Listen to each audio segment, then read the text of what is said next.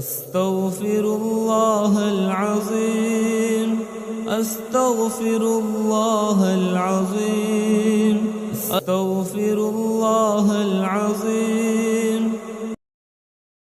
مجھے اس سے کوئی غرض نہیں ہے کہ دنیا کیا کر رہی ہے، مجھے صرف اس چیز سے غرض ہے کہ میرے نبی نے کیا مجھے حکم دیا ہے صلی اللہ علیہ وآلہ وسلم. اور نبی جو امت کو دے کے گئے ہیں کوئی بابا نہیں دے کے گئے. حجۃ الوداع کے موقع پہ کیا فرمایا؟